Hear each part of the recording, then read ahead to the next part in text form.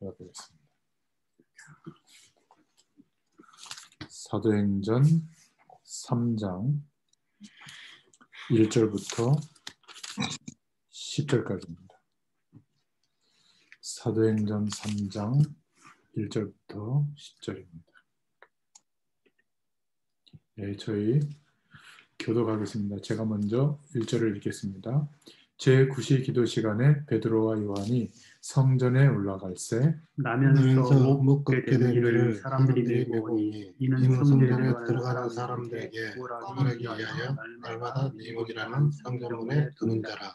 그가 베드로와 요한이 성전에 들어가려 함을 보고 구걸하거늘 베드로가 요한과 더불어 주목하여 이르되 우리를 보라 하니 그가 그들에게서 무엇을 얻을까 하여 바라보거늘 베드로가 이르되 은과 금은 내게 없거니와 내게 있는 이것을 내게 주노니 나사렛 예수 그리스도 이름으로 일어나 걸으라 하고 오른손을 잡아 일으키니 발과 발목이 곧 힘을 얻고 뛰어서서 걸으며 그들과 함께 성전으로 들어가면서 걷기도 하고 뛰기도 하며 하나님을 찬송하니 모든 백성이 그 걷는 것과 하나님을 찬송함을 보고 그가 본래 성전 미문에 앉아 구걸하는 사람인 줄 알고 그에게 일어난 일로 인하여 심히 놀랍게 여기며 놀라니라.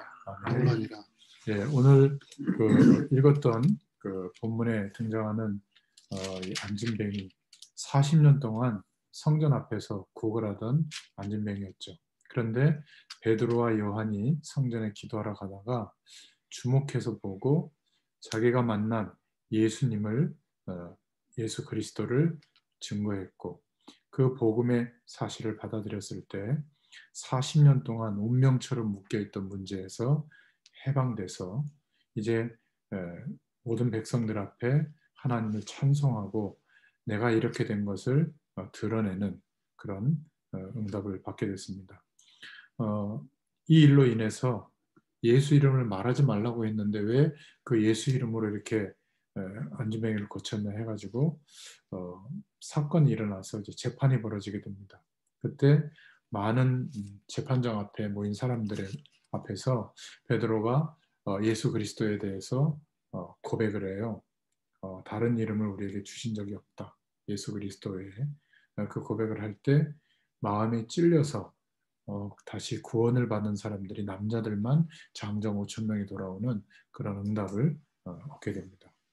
그래서 우리가 전도라고 할 때 누군가에게 복음을 전해서 예수님을 영접하고 그리고 교회 안내해서 신앙생활 하도록 돕는 것 그렇게 생각할 수 있는데 오늘 결론부터 말씀드리자면 누군가에게 우리가 예수님을 전해준다고 하는 것은 그 개인의 묶여 있었던 것, 또 헤어날 수 없었던 그런 개인의 운명을 완전히 바꾸어주는 그 시작이 될 때까지 도와주는 것을 보고 전도라고 합니다. 그래서 우리가 예수님을 그리스도로 믿게 된 하나님의 자녀가 된 그때부터 하나님 만나는 길이 되시고 죄와 저주의 배경에서 해방되게 하시고 모든 사단의 배경에서 해방되게 해주셨는데 그 일이 어떻게 일어났죠? 우리는 죄와 한 몸이 되어져서 스스로는 죄와 결별할 수가 없는데 죄는 영적인 거라 우리 영혼 속에 파고들어서 한 몸이 돼버립니다. 그래서 죄와 한 몸이 되어 있을 때는 영원하신 하나님을 알 수도 없고 만날 수도 없죠. 법적으로 죄와 사망의 법 아래서 사는 겁니다. 컵에다가 바닷물을 담을 수가 없듯이 아직 구원받지 못한 영원한 생명을 회복하지 못한 죄와 한 몸이 되어 있던 우리에게 누군가 이 복음을 전해 주어서 예수님이 그리스도 되어 주셨다. 내가 죽어야만 끝날 수 있는 그 문제가 죽으면 구원받을 길이 없기 때문에 나 대신 영원한 대속제물이 되어 주셔서 이제 그 사실을 믿을 때 예수님과 함께 영적으로 연합되어져서 죽은 상태가 되는 거죠. 옛사람은. 하나님이 그렇게 우리를 인정해 주실 때 하나님 만나는 길이 열립니다. 부활하신 주님의 영에 연합되어져서 영원한 생명을 다시 얻게 되죠. 나는 죽거나 태어난 적이 없는데 거듭난 적이 없는데 예수님을 그리스도로 믿는 그 순간에 영적인 일이 우리에게 이루어지는 겁니다. 창조의 능력으로 이루어지는 것이죠. 그래서 예수님과 함께 죽고 예수님과 함께 거듭난 인생이 되는 것이 구원이에요. 생명을 얻고 난 즉시 영원하신 하나님이 거룩한 영 성령으로 우리 안에 찾아오셔서 영원히 함께 해주십니다. 이 사실을 믿는 것이 신앙이에요.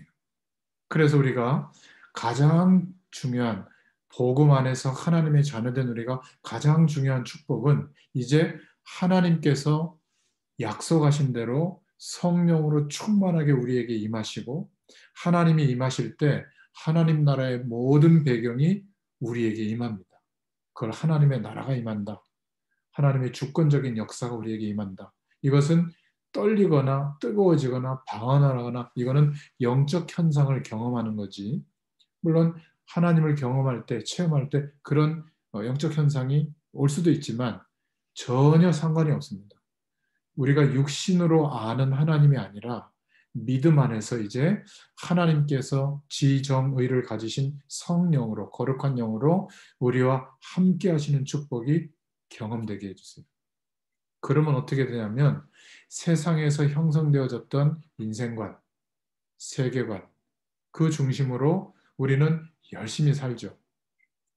이렇게 해야 되고 저렇게 해야 되고 그것을 가져야 되고 이런 문제가 해결돼야 되고 맞습니다. 근데 그거는 이제 하나님을 만난 사람, 하나님과 함께하는 축복을 경험한 사람에게는 상식의 영역으로 보여요.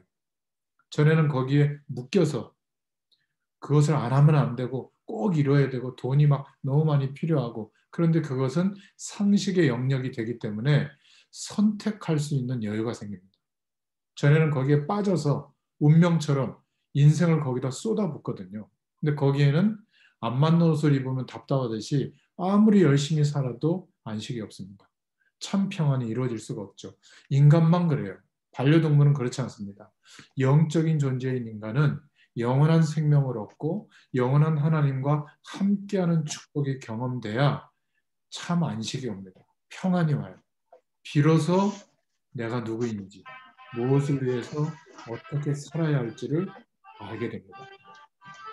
근데 많은 사람들은 사실은 여전히 예수 믿어도 기대하는 축복은 우리가 열심히 노력하거나 최선을 다하면 이루어지거나 얻을 수 있는 그 복을 내가 노력하지 않아도 쉽게 얻고 빠르게 얻으려고 기도하거나 신앙생활할 때가 많아요. 하나님은 그런 축복도 허락하십니다. 그러나 예수님이 그리스도 되어주신 그 축복은 더 근원적으로 하나님만 주실 수 있는 답을 우리가 얻어야 되기 때문에 하나님만 주실 수 있는 힘을 얻어야 되기 때문에 그리스도를 우리에게 보내시고 나에게도 예수님이 그리스도 되어주신 거예요.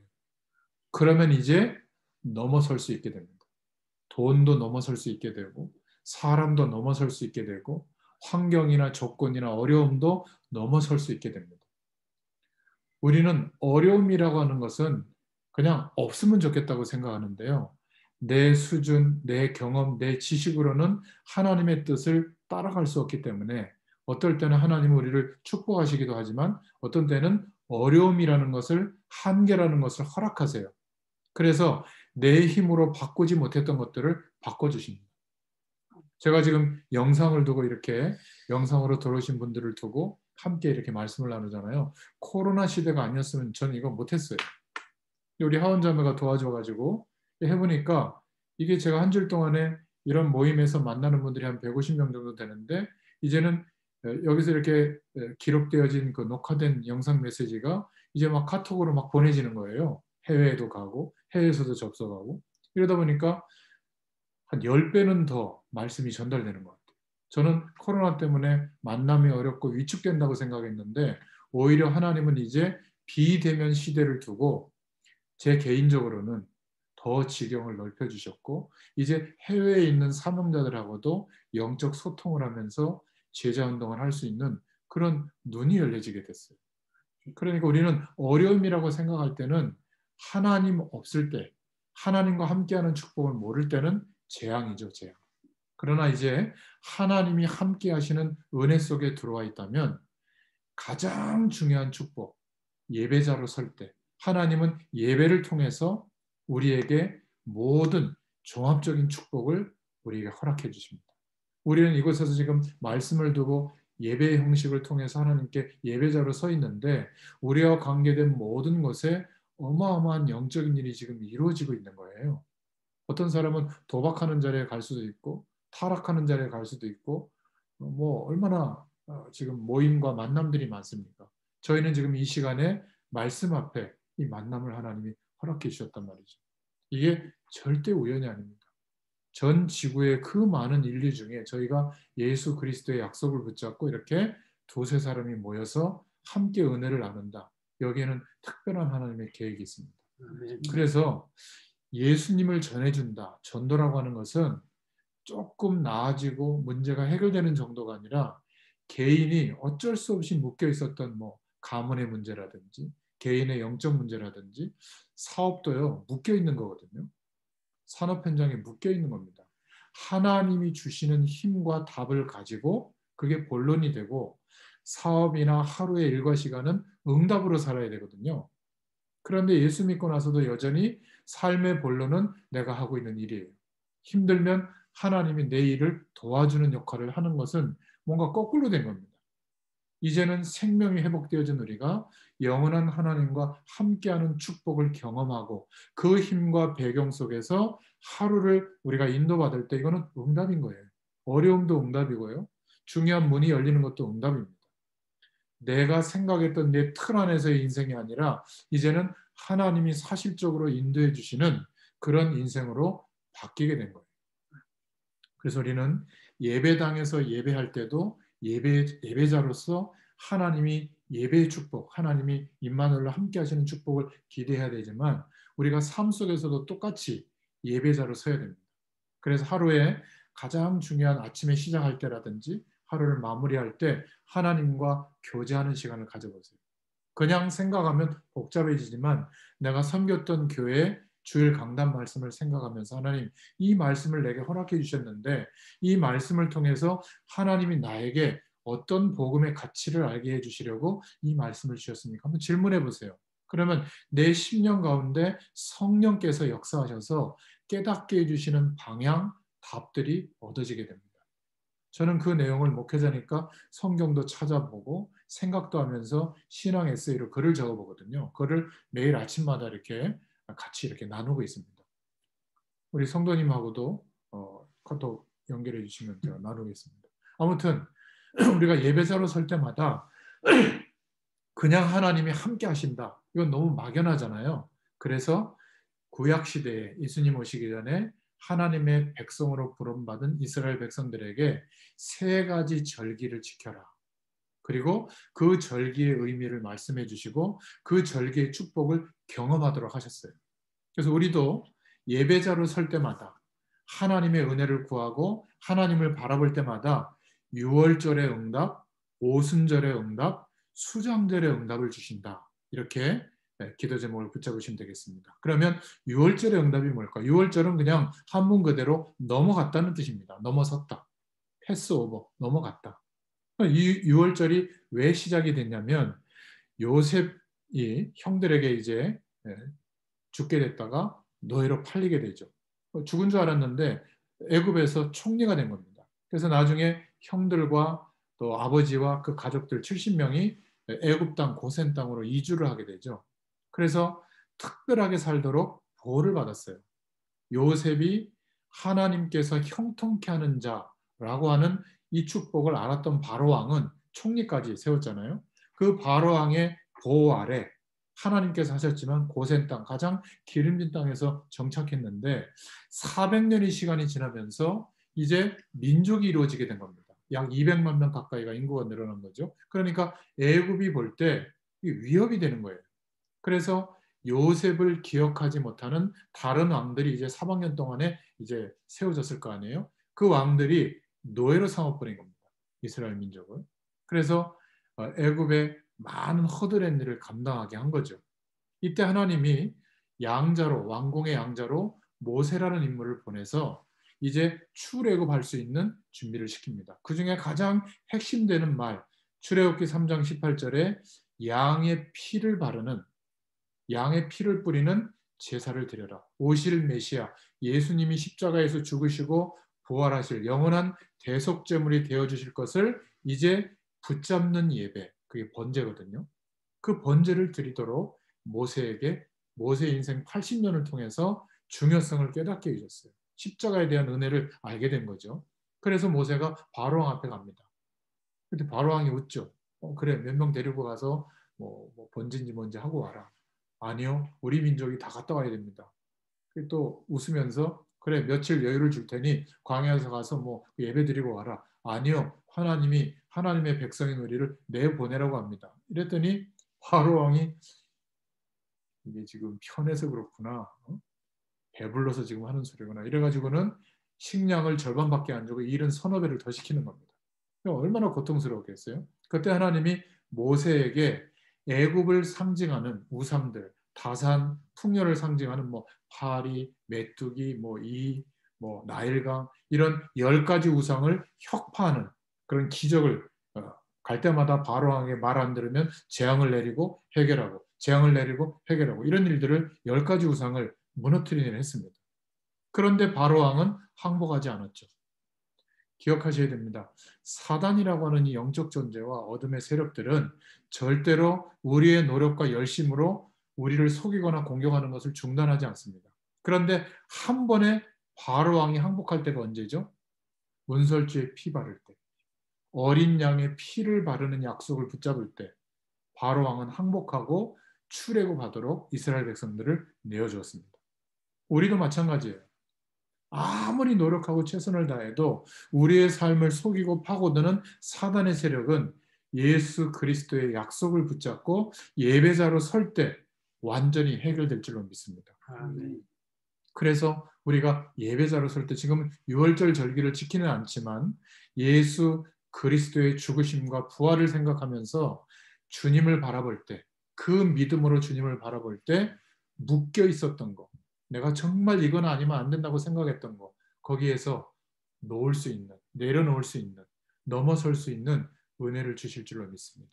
원수 같은 사람도, 내가 지금 겪고 있는 질병도, 사업상 어려움도, 내 연약한 어떤 영적인 문제들도 내려놓을 수 없어요, 우리 힘으로는. 그런데 예수 그리스도의 능력을 의지해서 예배자로 설 때마다 넘어서는 응답이 오게 될 줄로 믿습니다. 예배 앞자리에 앉아서 한복 입고 말이죠, 헌금 다리미질 해가지고 빳빳한 돈으로 헌금 드리고 아무리 그렇게 예배 드려도 6월절의 응답을 기대해야 되거든요. 예수 그리스도로 말미암아 그 어떤 문제도 넘어설 수 있도록 창조의 능력으로 역사해 주시는 겁니다. 오늘도 그 축복의 시간이 있었습니까? 그러면 행복한 사람이에요. 아니면요, 오늘 하루에 일과 시간에 벌어지는 수많은 일 속에 우리가 매일 거예요. 어떤 때는 막 시험 들기도 하고, 나는 다른 사람보다 이렇게 힘든 인생을 살지, 우울해지기도 하고 말이죠. 상대적으로 열등감 느끼고 막 답답함을 넘어서서 막 폭발할 수도 있는 영적인 어려움에 사단이 개입하면 막 시달리게 되거든요. 그건 시달릴 문제가 아니라 내려놓으면 되는 겁니다. 왜 내려놓을 수 있죠? 그 모든 인생의 문제가 예수님과 함께 죽었다라고 하나님이 인정해 주시는 것을 믿으면 해방됩니다. 죽었기 때문에. 하나님이 우리를 보실 때마다 죽은 존재로 여겨주세요. 나도 그거를 믿을 때 해방됩니다. 꼭 그렇게 해도 되고 안 해도 되는, 우리가 살아가는 삶의 모든 영역은 이제 상식의 영역이 돼요. 필요하면 최선을 다하죠. 그러나 꼭 그렇게 안 해도 돼요. 제 건강 방법 아시잖아요? 근데 그렇게 안 해도 됩니다. 저는 어떨 때는 못합니다. 그러면 더 믿어요. 하나님이 제 건강을 책임져 줄 것을 믿고 운동도 하고, 믿고 뭐 약간 음식도 좀 생각하고 이러지, 하나님이 나의 건강을 책임지는 게 아니라 건강식품, 운동이 내 건강을 책임진다고 믿으면 어떻게 되죠? 묶이죠. 운동에 묶입니다. 건강식품에 묶이고요. 뭐 콜레스테롤부터 해서 뭐 중국산 뭐 다 묶입니다. 근데 하나님이 나의 건강을 책임지신다고 믿으면 어떻게 되죠? 해방됩니다. 운동하면서도 해방되고, 건강식품 먹으면서도 해방되고, 뭐 좋은 건 다 좋은 거예요. 그러나 거기에 매이질 않아요. 상식적으로 선택할 수 있는 인생이 됩니다. 돈도 마찬가지입니다. 불편하게 살기로 작정하면요, 그렇게 많이 필요 없습니다. 저도 이게 줌으로 막 핸드폰으로 해보니까 이게 너무 화면이 작아가지고 누가 들어오는지 모르겠더라고요. 그래서 뭐 노트북도 하나 있으면 좋겠는데 이건 또 들고 다니기 너무 힘들고, 뭐 갤럭시 탭인가 뭐 요즘 나온 거 보니까 딱 적당한 사이즈더라고. 아, 그런 거 하나 있었으면 좋겠다 생각이 들던데, 근데 그거 없어도 살아요. 그렇지 않습니까? 좋은 차 타면 좋죠. 선택할 수 있습니다. 그러나 그거 없어도 살아요. 뭐 안 좋은 차 타면 어떻습니까?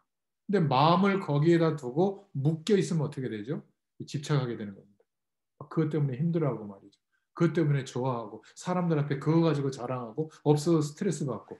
그런데 하나님으로 만족하는 애가 예배자로 쓸 때 오거든요. 하나님은 개념이 아니라 지정의를 가지신 거룩한 영, 성령으로 충만하게 함께 해주세요. 그러면 절대적 안식과 절대적 평안과 절대적 만족이 옵니다. 제가 아무리 설명해도 이게 경험이 안 되면 어려워서 좀 세속적인 비유를 들자면, 우리 성도님이 지금 재산이 100조가 있다. 부럽죠? 100조가 있다. 그러면 오늘 일에 대한 생각이 오늘처럼 하지 않을 거예요. 집착하지 않을 겁니다. 사람이 나한테 힘들게 하면 미안하다고 합니다. 뭐 싸워서 뭐 하겠어요. 어마어마한 내가 자산이 있는데. 그 필요하면 해서 사버려? 이럴 수도 있고. 자녀를 대할 때도 다릅니다. 공부 뭐 그렇게 강조하지 않아도 돼요. 걱정하지 마. 건강하게만 하나님 보고 자라. 뭐 이러겠죠. 삶의 모든 이유와 내용이 돈만 좀 풍성하게 있어도 바뀌는데, 창조주 하나님이신 하나님께서 거룩한 영 성령으로 우리와 함께 하시는 은혜를 경험하고 있다. 만족이 오는 겁니다. 더 복받아야 될 이유가 없는 거예요, 사실은. 만족이 오는데 우리는 세상 가운데 살고 있잖아요. 성경은 불교 이론이 아닙니다. 세상하고 담을 쌓고 막 하나님만 바라봐야 복 주고 이런 하나님이 아니라 하나님과 함께하는 축복을 가지고 세상 가운데 두신 거예요. 어떻게 살라고요? 증인되라고. 뭐에 대한 증인요? 세상에서 열심히 노력하고 최선을 다했더니 이런 복이 온다는 게 아니라 하나님과 함께하는 은혜를 경험하니 나는 당신들보다 훨씬 못한 조건 속에 있는데 이렇게 안식을 누린다. 나는 더 이상 바랄 것도 없고 만약 내게 요구한다면 나보다 월등히 뛰어난 조건을 갖고 있는 당신에게도 나는 양보해 줄 수 있다. 나는 양보해도 괜찮다. 불편하게 사는데도 지장을 안 받는다. 누가 말리겠습니까? 못생겨도 괜찮다. 뚱뚱해도 괜찮다. 뚱뚱해라 못생겨라 못 살아라 그 말이 아니에요. 상식적인 영역의 내용 때문에 스트레스를 안 받게 돼요. 해방되게 됩니다. 이게 예수 믿는 거예요. 개인의 운명을 바꾸어주는 거. 우리는 운명처럼 내가 전부라고 생각했던 거기에 전부 매여서 살아요. 아니 그렇게 많이 안 줘. 40년, 50년을 매여서 살아요. 60년을 매여서 살아요. 80년을 매여서 사는데도 아직 안 내려놓습니다. 참 희한하죠. 세상하고 담싸라는 얘기가 아닙니다. 오히려 세상의 기준들을 바꿀 수 있는 사람이 돼요. 흐름을 바꿀 수 있는 사람. 그러니까 산업인들 중에도요. 하나님으로 공급받는 것을 가지고 산업하는 증인이 있어야 될 거 아닙니까? 없어요. 다 불신자들과 경쟁해서 더 이기적으로 가져야만 사업이 된다면 그건 하나님 축복받는 사람이 아니죠. 오히려 불신자들을 도울 수 있는 하나님이 주시는 응답을 받아야죠. 너무 간단합니다. 제가 아까 말씀드렸잖아요. 코로나인데 재앙인데 그 속에 들여다봤더니 하나님이 준비하신 길이 어려움 속에 있는 거예요. 이게 보이는데 어떻게 합니까? 누가 알려준 것도 아닌데 그냥 보여주신 거예요. 그러면 그것이 제게는 어려움이 아니라 상상할 수 없는 응답이 그 속에서 시작되는 거예요. 하나님이 보여주시는 응답의 길로 가야 돼요. 우리는. 노력하고 똑같이 경쟁해서 싸우면 파이를 나눠 먹는 것밖에 안 됩니다. 뭐 레드오션이라고 그러나요? 우리는 하나님께서 만남도 주시고 하나님께서도 사업의 문을 열어주시고 하나님께서 지금 2만 개 직업이 새로 막 합쳐져 가지고 새로 생기는 4차 산업혁명 속에 들어와 있잖아요. 그러니까 어떻게 하나님이 빈 곳을 보여주실지는 아무도 몰라요. 예배자로 설 때. 6월절의 응답 기대하시길 바랍니다. 그런데 교회 가보면요.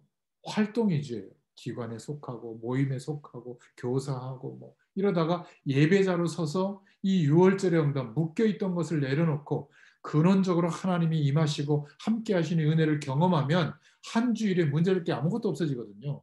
그 중요한 예배 시간에 시험을 들거나 상처를 받거나 또 거기서 네트워크 마케팅을 하거나 그 안에서 또 막 분쟁하거나 막 편이 나눠지거나 이거는요 완전히 사단의 밥이 되는 겁니다. 저희는 그런 저주의 세력들을 끊어버리고 악한 영의 세력들을 예수 이름으로 끊어버리고 유월절의 응답을 두고 기도하시길 바랍니다. 그러면요 해방돼요. 그 은혜를 주실 줄로 믿습니다. 그게 유월절의 응답이에요. 넘어서는 응답. 오늘 말씀 들으시는 저와 여러분들 중에 묶여있는 것이 있다면 하나님께 그것을 붙잡고 그냥 멈춰놓고 말씀을 의지해서 하나님 바라보세요. 하나님이 경험되어지면 하나님의 나라가 임하시면 아무것도 아닙니다. 내가 왜 이런 거에 묶여 있었나. 그냥 어린 시절에 제가 오기 전에 지금 딱지치기 하고 계시고 구슬치기 하고 있지 않잖아요. 시시하니까 그런 건 안 해도 되잖아요. 우리가 그렇게 몰두했던 삶의 내용이 상식의 영역으로 보이기 때문에 여유 있게 되는 겁니다. 바쁠수록 중요한 것부터 해야죠. 이 6월절의 축복 꼭 기대하시길 바랍니다.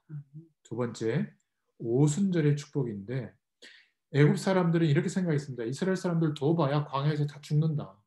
고대 근동 국가의 7족속 31왕이 버티고 있는데 그 사람들도 이스라엘 백성들의 신경도 안 썼어요.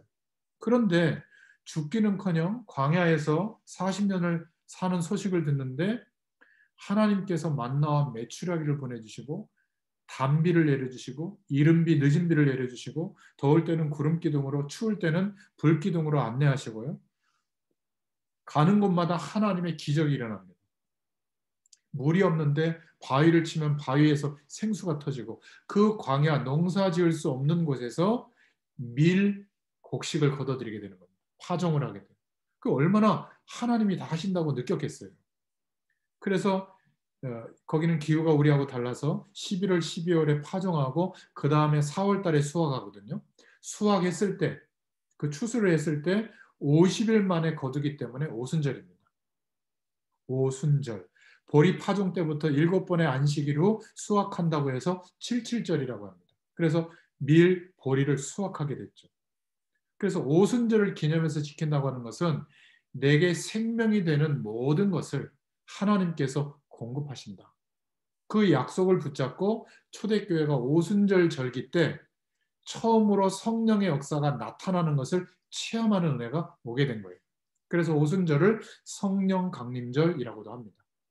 우리 한국의 교회 절기로는 상반기에 대해서 감사한다고 해서 맥추 감사로 드리죠. 우리나라 농번기 절기 따라서 뭐 한 겨울에 파종합니까? 보리를? 가을에 파종해가지고 봄이 돌아와서 극렬기 때 그 보리 이삭해가지고 먹고 뭐 버텨서 상반기 감사 그래서 맥추 감사 이런 단어를 썼는데요. 엄밀하게 말하면 맥추 감사 주일 그 절기에는 앞뒤 한 달 정도를 어떻게 보내야죠? 약속하신 성령의 충만을 주옵소서. 하나님 주십니다. 그 우리가 예배할 때마다 예배자로 쓸 때마다 개인이 말씀 앞에서 주님을 바라볼 때마다 성령의 충만함을 주옵소서. 약속해 주신 거예요. 그것이 돈 버는 것보다 성공하는 것보다 어려움을 해결하는 것보다 더 절실하게 구해지는 영적 상태가 됐을 때 하나님은 어제가 아니라도 오늘 여지없이 그 축복을 허락해 주십니다. 세상은 공을 좀 들여야 되잖아요. 노력을 좀 해야 되잖아요. 신앙은 그런 게 아닙니다. 하나님의 자녀는 어제까지 아니라도 오늘 간절히 성령의 충만을 구하면 오순절이 응답이 와요. 매일. 안 구하시잖아요. 절실하게 안 구하시잖아요. 왜 그럴까요? 사단이 속이고 있는 겁니다. 상식으로 살아야 될 내용이 우리 인생의 본론인 것처럼 거기에 생을 걸고 있으니까 하나님 바라볼 틈이 없는 겁니다. 바빠서요. 하루 종일 쉬어도 하나님 바라보지 못해요. 영적으로 그게 굳어져 있는 겁니다. 우리가 어제까지 아니더라도 제 말을 꼭 기억하세요. 오늘 하나님이 그 마음을 주셔서 하나님 절실하게 바라보잖아요. 어떤 훌륭한 목회자, 성경의 인물들에게 역사했던 성령의 역사의 질량과 그때 나에게 하나님이 역사하시는 성령의 역사하심의 질량이 양이 똑같아요. 차별이 없어요. 동일한 성령의 역사가 우리에게 임하는 겁니다. 저 목사님에게는 더 충만하게 임하고 초신자인 나에게는 덜 충만하게 임하고 우리 렘넌트는 더 기도 많이 해야 되니까 나중에 임하고 그런 거 아닙니다. 동일하게 임하세요. 그래서 비유 말씀을 제가 기억하라고 꼭 말씀드리잖아요. 아침부터 일찍 나와서 일한 포도원 일꾼의 품삯이나 저녁에 나와서 일한 포도원 일꾼의 품삯이나 품삯이 같은 거예요. 이거 있을 수 없는 일이잖아요. 그런데 예수님이 비유로 말씀하시면서 천국은 이와 같으니라. 하나님의 나라의 축복을 누린다는 것은 이와 같으니라. 누구든지 주님을 바라보면 예수 그리스도를 붙잡고 하나님의 자녀된 자가 주님을 바라보고 예배자로 서면 오순절의 응답을 주십니다. 절대 늦지 않았고요. 지금이 바로 은혜 받을 기회예요. 아까 말씀하셨잖아요. 어떻게 하다가 내가 꼬임을 받아가지고 오늘 이 시간에 이 자리에 오게 됐는가. 하나님 은혜 주시려고. 저희가 생명부지의 사람들인데 말씀 앞에서 하나님이 전 세계를 복음하시는 중에 이렇게 만나게 하시고 그것도 복음을 같이 나눌 수 있도록 은혜 주시는 자리에 있게 하셨다. 하나님의 은혜가 있습니다. 자, 그러면 성령 강림, 성령 충만, 맥추절의 응답을 어떻게 누려야 될지 우리가 이제 이해됐죠. 다음 주는 저희 교회에서 추수감사절을 드립니다. 아마 모든 교회가 대부분 다음 주에 추수감사절을 지내는데 추수감사절의 응답을 수장절의 응답이라고도 하는데요. 이 수장절의 배경은 어떻게 시작이 됐냐면 이스라엘 민족이 가나안 땅에 일주일이면 갈 줄 알았는데 40년을 머물게 한 겁니다. 하나님. 왜냐하면 세상의 기준과 방법으로 살던 인생관이 바뀌어야 되거든요. 그래야 가나안 땅에 정착하고 있던 민족들은 철기 문명이에요. 이 목축을 하면서 광야를 이동하는 이 문명은 청동기 문명, 문명의 차이가 나면 100% 집니다. 이길 수 있는 방법은 딱 하나밖에 없어요. 하나님이 하셔야 되는 것을 믿어야 되거든요. 그러니까 삶의 모든 방식을 하나님으로부터 공급받는 삶으로 바뀌어주시는 내용이 수장절이에요. 광야 40년 동안. 그런데 안 바뀌어요. 그래서 애굽에 있던 사람들은 광야에서 다 죽게 됩니다. 40년 동안. 그리고 광야에서 태어난 후대들은 애굽에서 살던 방식을 몰라요. 다 아침에 눈 떠서 하나님 바라보면 만나 매출하게 먹고 반석을 치면 생수가 터지고 그런 줄 알아요. 불기둥, 구름기둥으로 하나님이 인도하시는 줄 알고 전쟁은 말씀을 붙잡고 나가면 찬양하면 다 이기고 그런 줄로 알아요. 그런 후대들하고 여호수아와 갈렙만 가나안 땅에 들어갑니다. 왜냐하면 가나안은 상식으로 정복할 수 있는 현장이 아니거든요. 믿음의 사람들이 걸어가야 하는 곳이에요. 세상은요. 세상의 방법으로 살면 재앙이 옵니다. 아무리 성공해도 성공한 그것이 재앙이 돼요. 그런데 이 40년의 기간 동안 바뀌죠. 어떻게 바뀌었냐면 먼저 성막을 만들게 합니다. 하나님이 아무데나 임재하시는 것이 아니라 성막 안에 지성소에 임재하시는데 그때 대제사장이 번제를 드리고 백성들의 죄를 회개하면서 하나님의 임재를 경험하고 하나님의 말씀을 대언하는 그러니까 장막을 치는데 자기 집을 만드는데 텐트죠. 다 성막을 중심으로 해서 삥 둘러서 장막을 칩니다. 문은 성막을 향해서 성전을 향해서 그래서 장막에 연기가 필요하면 이제 예배하는구나. 본인들도 예배하고. 근데 장막을 걷기 시작하면 자기 이제 성막을 걷기 시작하면 자기 집도 장막도 이제 걷는 거예요. 그래서 성막을 따라 같이 움직이는 겁니다. 그것을 40년 동안 그러니까 자기 집에다가 많은 것을 쏟아부을 수가 있어요, 없어요? 가볍게 해야죠. 무엇을 중심으로? 예배를 중심으로. 그래서 40년 동안 예배자로 서는 축복을 하나님께서 경험시켜 주신 거예요. 그러면 그 예배자로 쓸 때 나머지 것은 의복도 닳지 않았고요. 40년 동안 하나님이 먹이고 입힌 것을 경험하게 된 겁니다. 사실 지금도 하나님이 우리를 인도하고 계시는데 내가 한다고 생각하는 것이 많아서 그 틀 안에 묶여 있는 거죠. 예수 그리스도의 이름을 붙잡고 예배자로 설 때마다 넘어서는 축복이 있게 될 줄로 믿습니다. 유월절의 응답이 오게 될 줄로 믿습니다. 오순절 성령의 역사하심이 초대교회에 임했던 것처럼 내가 말씀을 붙잡고 하나님을 바라보는 그 시간마다 그 장소마다 하나님의 임재하심이 우리에게 역사해 주실 줄로 믿습니다. 그리고 우리의 삶의 모든 것이 눈에 보이는 곳에서 얻어지는 것이 아니라 하늘 배경으로부터 공급된다는 믿음을 가지고 예배자로 설 때마다 하나님은 예배의 축복을 회복시켜 주시고, 수장했다는 것은 뭐죠? 곡식이 남아가지고 창고에 걷어들였다는 거예요. 창고에 쟁였다는 겁니다. 미래에 대한 축복을 말하는 거거든요. 우리의 영원한 미래, 천국은 이미 보장돼 있잖아요. 그래서 예배자로 설 때마다 수장절의 응답, 미래에 누릴 천국 배경을 경험하게 되는 겁니다. 영원한 생명의 축복이 경험되니까 절대적 만족이 와 있는데 나는 자녀를 왜 키우는가? 이 절대적 만족과 은혜가 와 있는데 나는 일을 왜 하는가? 왜 건강에 몰두해야 되는가? 왜 나는 사명을 생각해야 되는가? 전부 기준이 바뀝니다. 그런데 하나님이 함께하는 은혜와 힘이 없이 사명을 생각하면 다 짐이죠.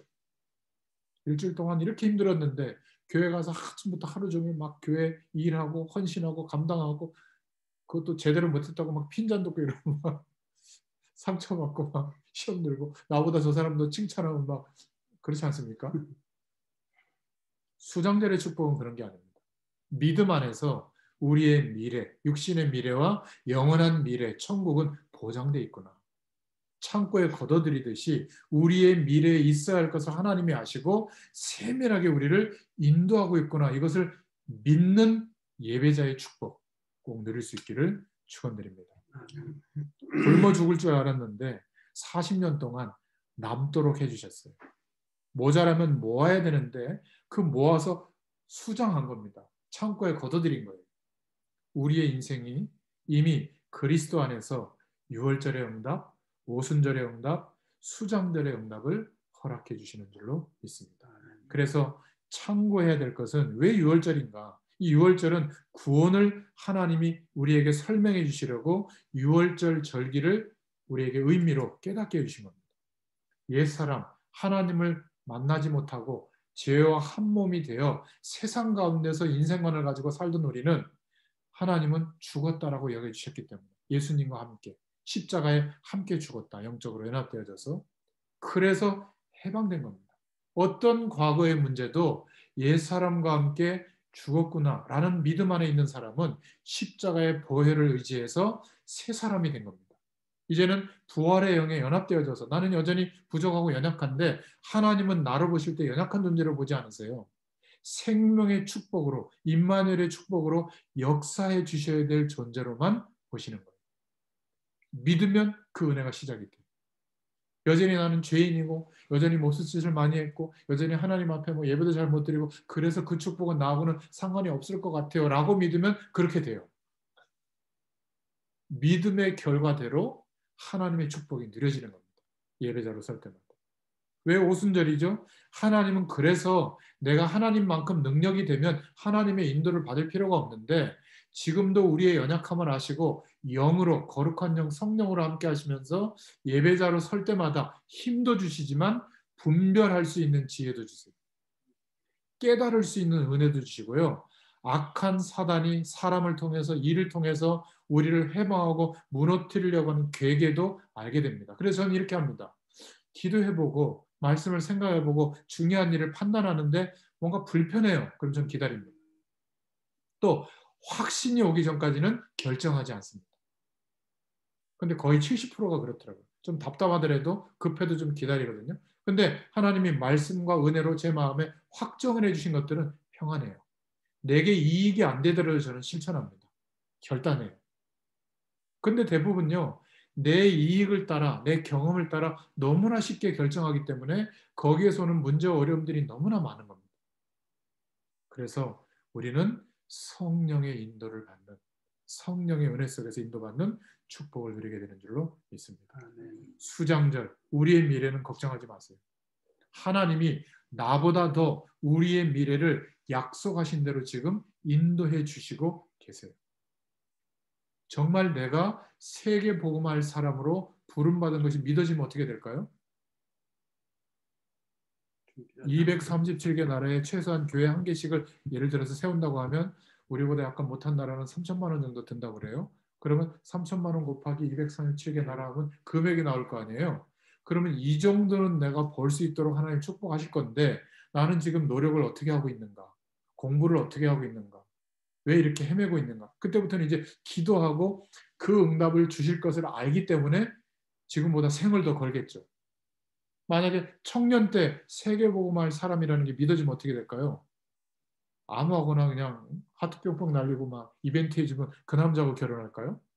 아니에요. 적어도 내 이 믿음의 분량을 받아줄 수 있는 상대를 찾겠죠. 그렇지 않습니까?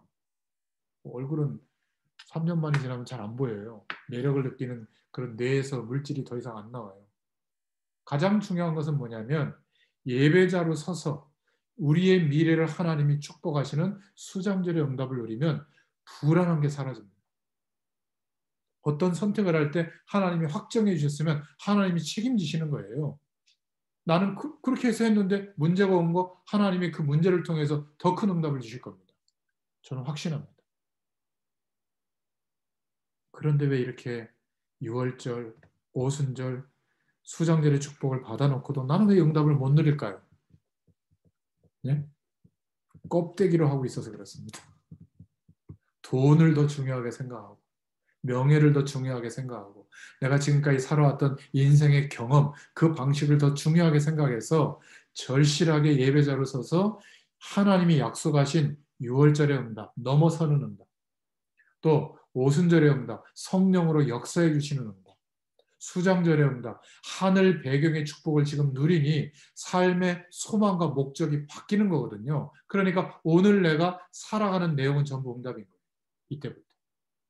하나님의 뜻과 계획을 이루는 축복이 누려지게 될 줄로 믿습니다.